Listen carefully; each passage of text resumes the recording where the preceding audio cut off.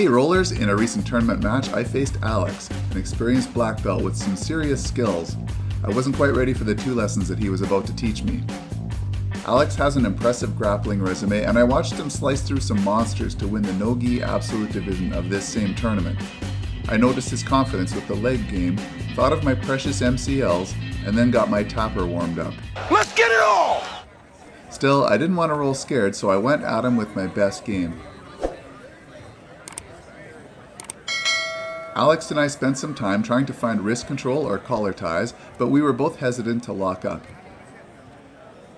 He tried to catch me with a foot sweep, but I found my balance and we went back to our battle for grips. It was starting to get frustrating, but I finally managed to latch on to a 2-on-1 grip on his right wrist. I would have liked to have used this to hit an arm drag, but he cut angles and eventually twisted free. I switched to a Muay Thai clinch, and I have no idea why, just looking for a reaction, I guess.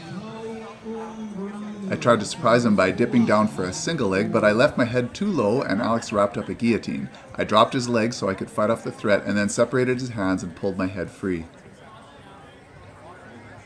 The next time I found a 2-on-1 grip on his right wrist, I let him circle to my right so that I could try that cheesy rolling knee bar thing that I love so much. He saw that coming from a mile away and jumped away easily.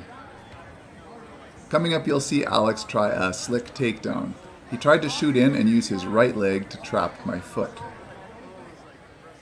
I managed to step over, and as a bonus I caught his head while it was low, and then I fought to lock up a front headlock position.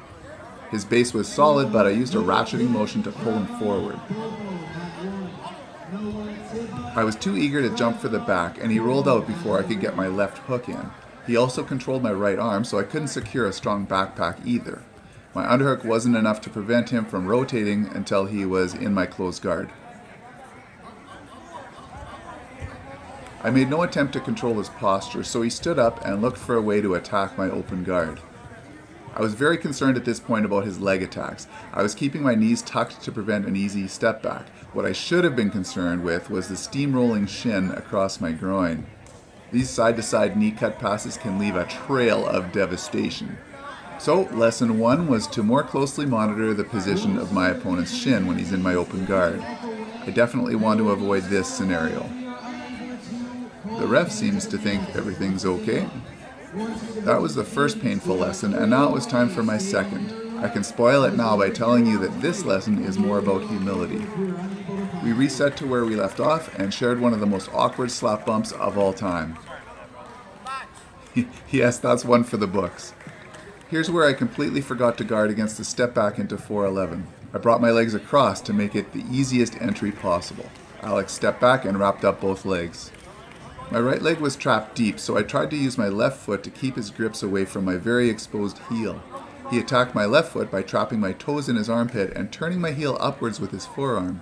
You'll get a better look at this sub-attempt in a second when he tries it again. I was looking to defend his grips and wiggle my legs out a bit so I could clear the knee line and spin out of trouble. Well, here's that crank on my left foot again. What is that? You can see I was setting up my escape, but I didn't kick away forcefully enough and he found my heel. I gave him the quick verbal tap because I didn't have enough ice to apply to my groin and my knee and my heart. Lesson 2 complete. I want to give a quick shout out to my wife who took a day out of our road trip holiday to cheer me on through this tournament and catch it on film. Now that's love. Aww. If you enjoy what I do on this channel, please support me by liking, subscribing, and leaving a comment. Thanks for watching.